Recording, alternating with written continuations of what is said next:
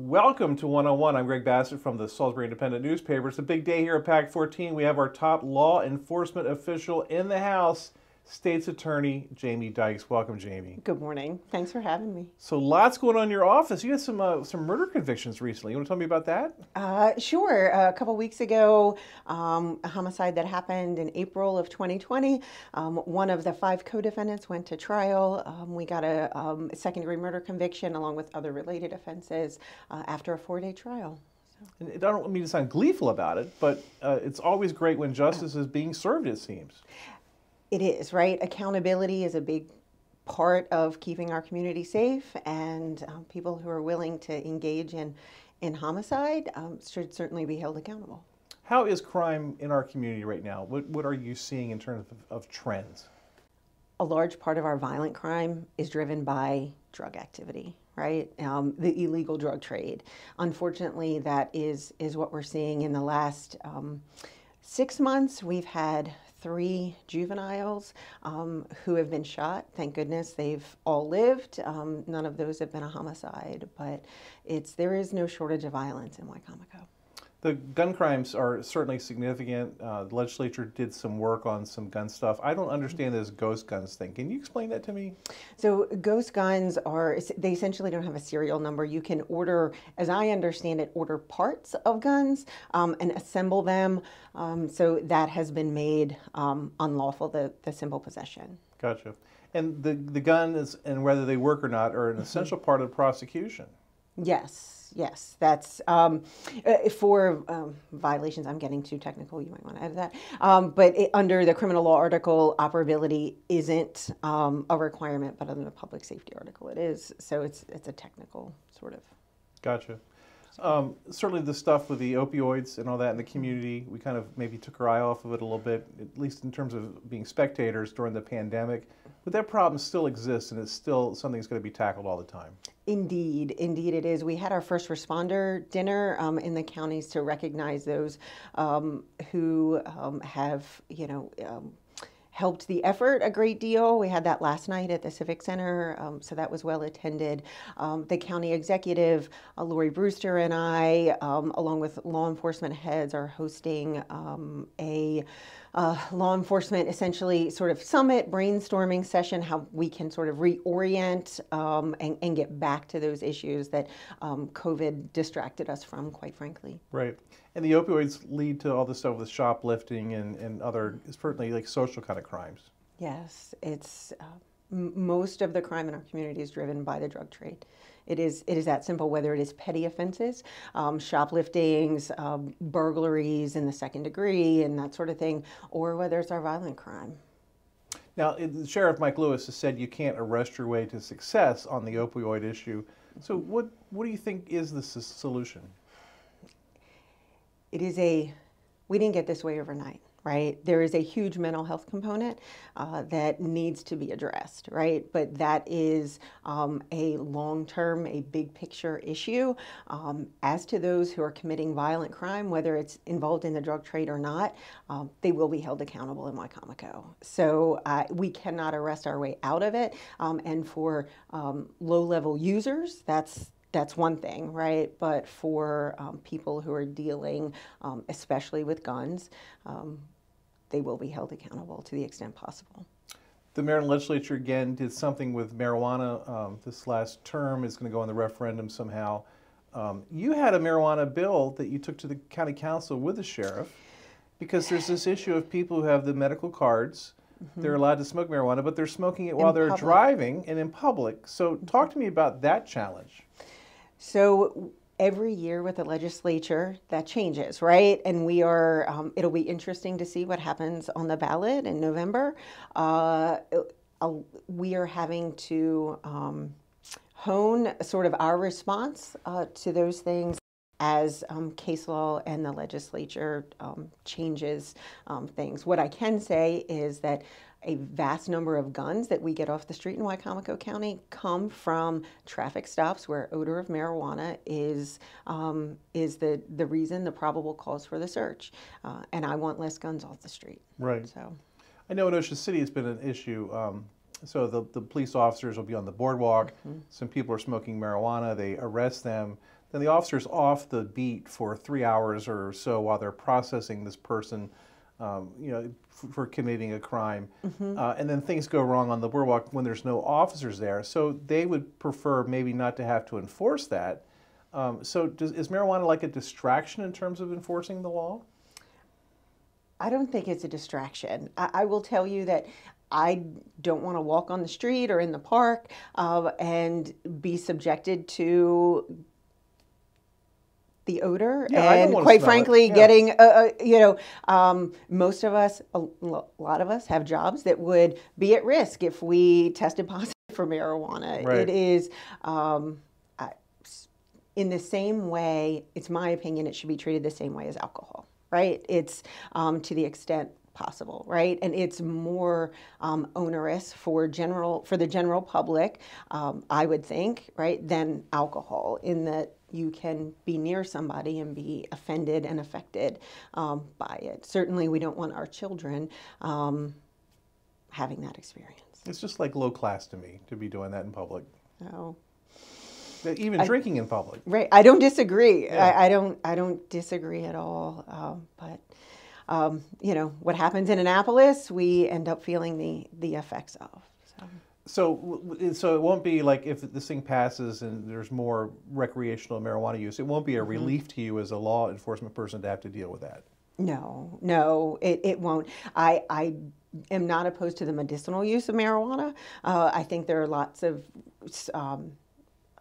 conditions that it can assist with, but the recreational use, I get really concerned, especially when we talk about youth using marijuana. Their brains, right, aren't developed yet, and certainly affects their ability to function and grow. So yeah, it's an issue. Well, the bill that you brought up, it seemed to have some traction, but then it just sort of evaporated. So I guess I needed to follow up more closely, but I don't really know what happened. So with all of the changes in Annapolis, it's one of those things that we simply, until we have more clarity as what it will look like going forward, and we certainly will have that in November, it's kind of put on the back burner. Right, gotcha. Now, the last time you were here, we were talking about, we were in the middle of a big deal, and that's probably like 2 years ago now, where the evidence room at the Salisbury Police Department had been compromised by a longtime employee. You had to get involved in that. There was a big review of cases. You've had to, I guess there was a case settled involving a person from evidence that was involved in the room. But first, tell me about the civilian employee who was in that evidence room. I guess she was terminated, she was tried. Tell me what that process was. So that investigation was conducted by the Maryland State Police. The Office of the State Prosecutor is the one who handled that prosecution. Unfortunately for her and her family, she died before that case was resolved. Kind of went through the court system. So that the evidence room is now back in operation. There are no concerns about the quality as it sits now. I mean, many things had been destroyed in the normal course, right, as they kind of should have been all along. So SPD is in great shape that way. As to criminal cases and the effect on those, so one case we did have to vacate a conviction.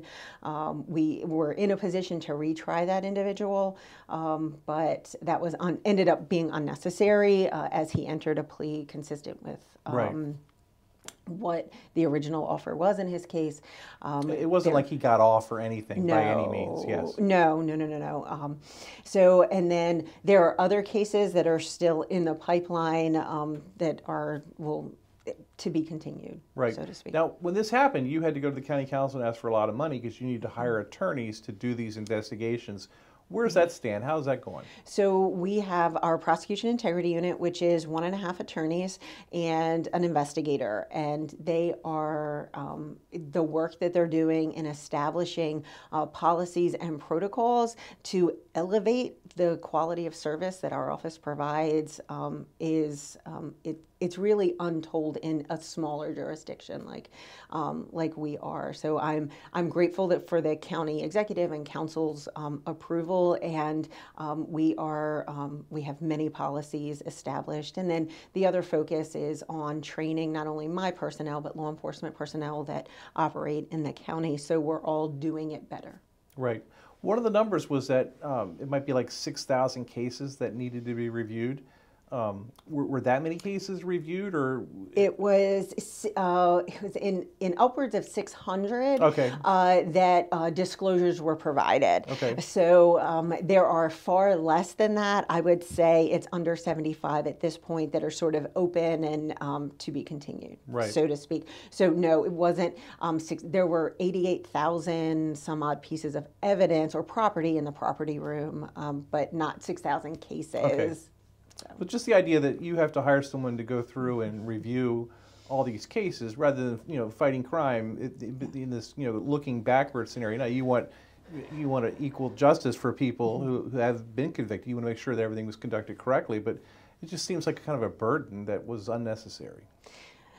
So yeah, I don't disagree. It was an unnecessary burden, and that if we if we're accountable, we in our positions and our agencies all along, that we can avoid issues like that. But it was a necessary part of what the public expected, what the public deserves. Right. So it was one of those things that needed to be done, so we do it. Right.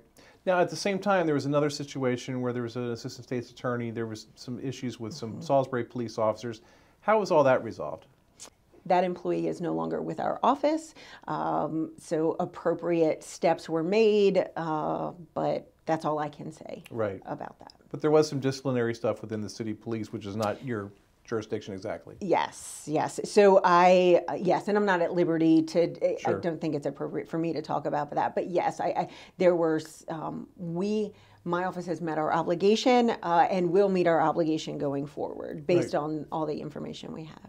So all these scenarios pushed you into a position of having to go out and, you say, prosecutorial integrity, to remind people that your office and the Salisbury Police Department are clean and operating correctly. Yes.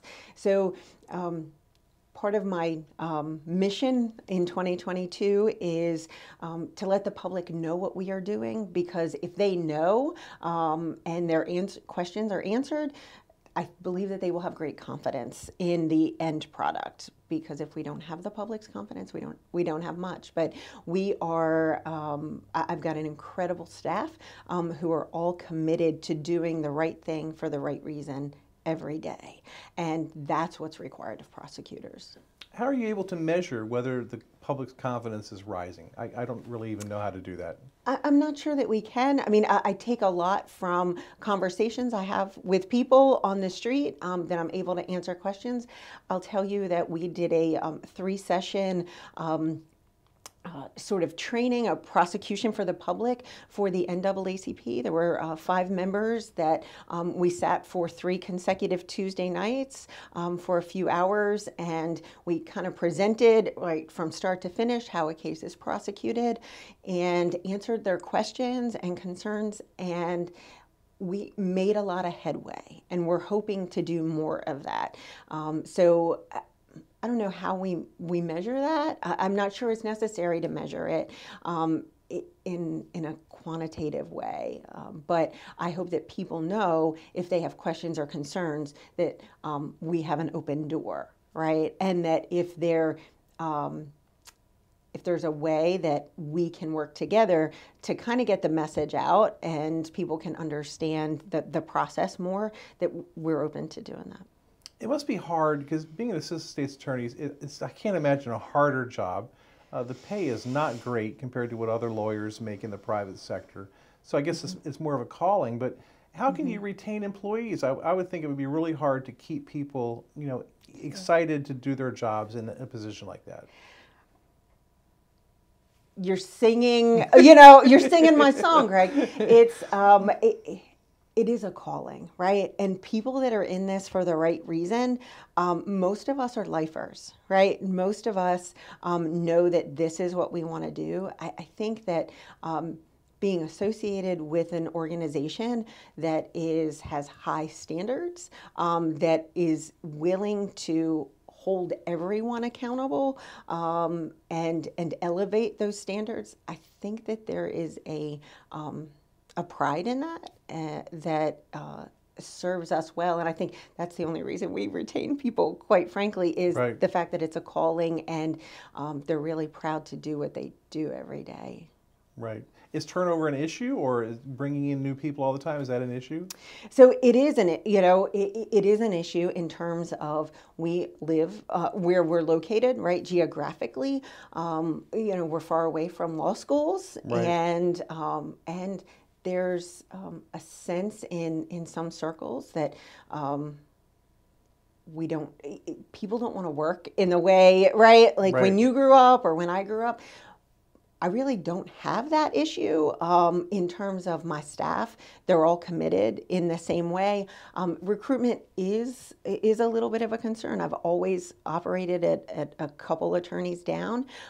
People like to get experience and then take that to the private sector where they can make more money. So it's a challenge, but it's one of those challenges we work through. I've been watching the county council, and there was an issue that's percolated, what I didn't even imagine would be an issue. And that is this police review thing. It's part of the Police state Accountability Police Board. Accountability Board. Each jurisdiction has to have one. They're trying to figure out what the rules are going to be on that.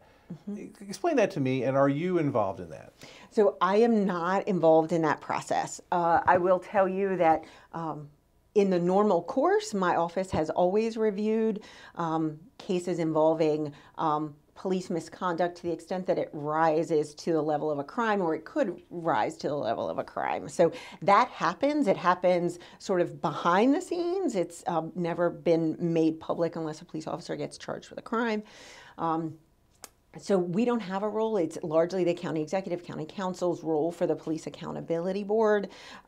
It's really fascinating. Annapolis's solution to that, Right. and it is going to have a large fiscal price tag. Yeah, it's an edict that might not fit for our community. I mean, are there enough cases to justify hiring people to just run a police accountability board? I'm certainly not aware. Yeah. Right, I am certainly not aware. I believe that I would be aware. In my position, certainly heads of law enforcement contact me if they have a concern, and we work through those concerns and determine, whether my office needs to make a review of a case. But Yeah. I don't disagree with you. Yeah, I don't mean to be political about it, but I do.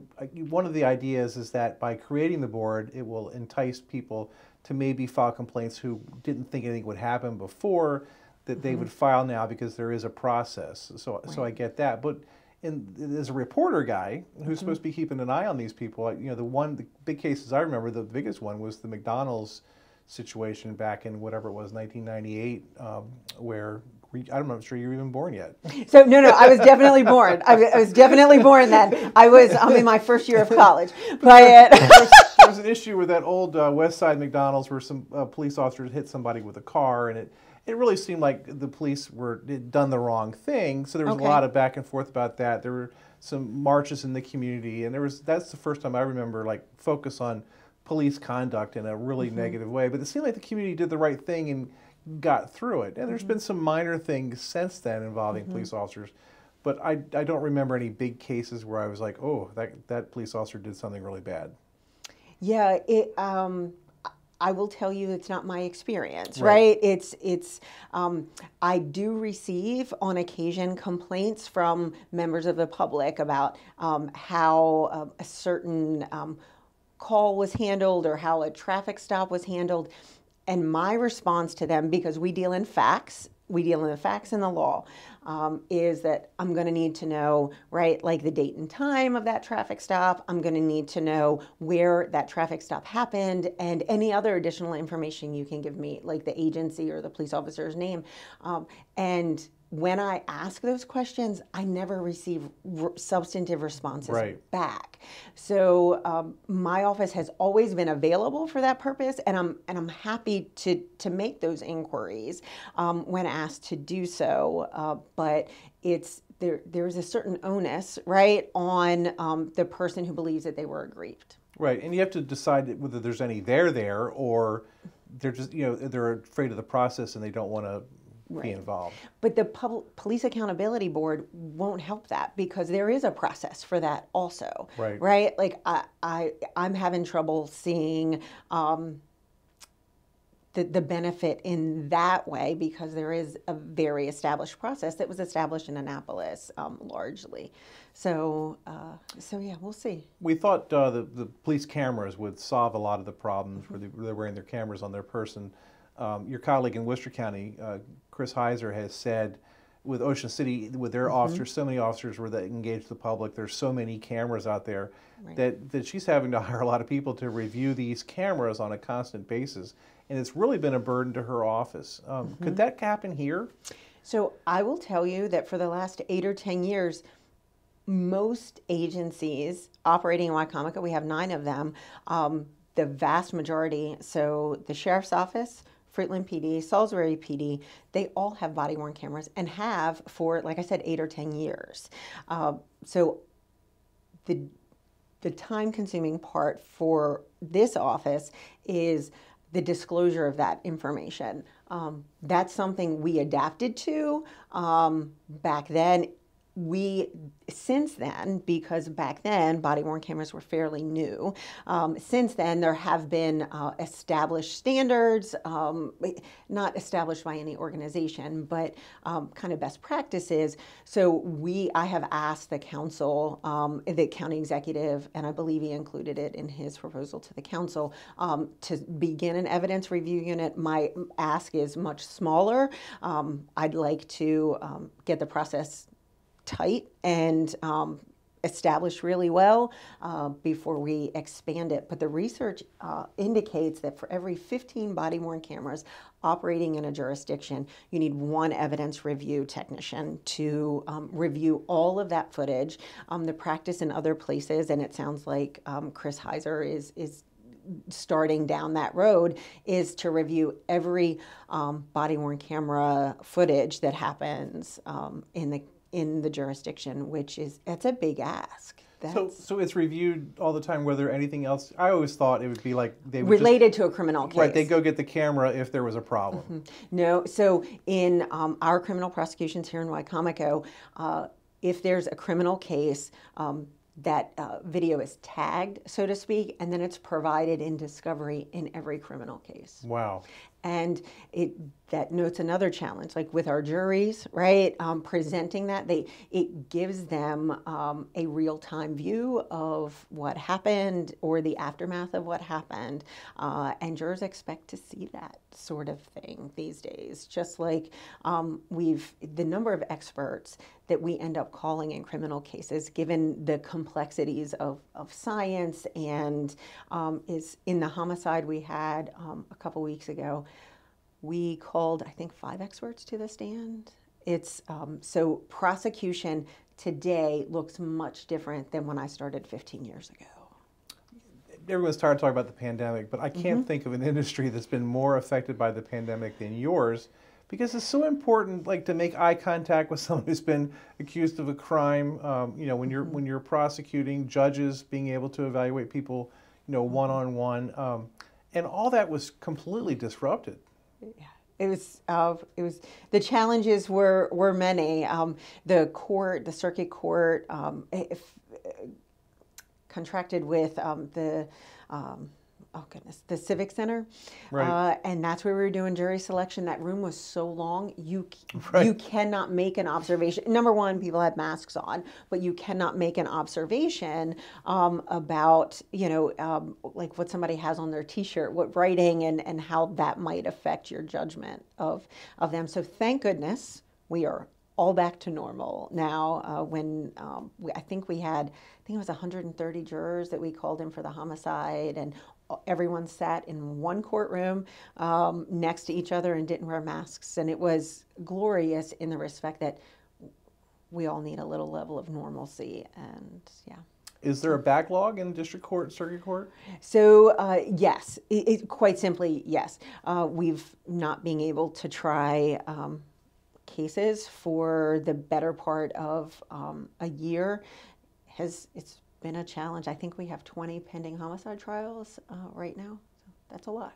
Wow. Each of those is no less than 3 days, but can be up to 5 days to try. So our courts have been great, but they're taxed too in terms of resources, and we're rescheduling a homicide set for May, and we're looking into October, maybe November for that. But there's no sense to, like, give probation before judgment to every speeding case that might be in district court to try to smooth things over. Everyone's going to get their time in court. Yes, I mean, some jurisdictions have taken the tact, right, that we were only the only cases left to try were homicides and rapes. We have not taken that tact because accountability is necessary. But it's a constant balance. I mean, there are cases in district court that have probably been resolved by way of a lesser, right, a sentence than would normally. There was a legitimate concern, especially of defendants, who were health compromised, and a lot of home detentions that we're going away from home detentions now, which is, I think it's the way to go. It's drug dealers, right? It's they're dealing from their house anyway. Home detention isn't a great accountability tool in that kind of case. Right. So it's an election year. You have to run for re-election. Are you enjoying the job? It is purposeful, right? It's not easy. It certainly is a sacrifice for me and my family, but my family understands the big picture. My family is full of community helpers, public servants, and we all see the big picture. So everyone chips in, right? It's not easy, but I'm leading a great team. I'm grateful for a great team, the great relationships that we have, and if the voters will have me, I'd love to continue to serve. She's Jamie Dykes. She's our state's attorney in Wicomico County. She's our top prosecutor. She can put you in jail, and we're thrilled that she was here today to talk to us. Thank you so much, Jamie, for coming in. Thank you, Greg. I'm Greg Bassett from the Salisbury Independent newspaper. Another edition of One-on-One right here on PAC 14.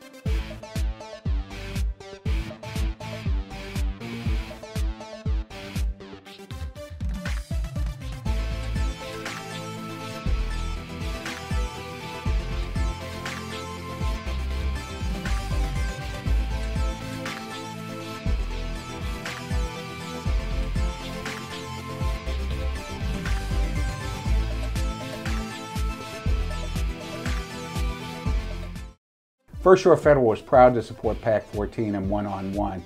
We'd encourage every business to support PAC 14 and pick a program and support it, and let's make a difference.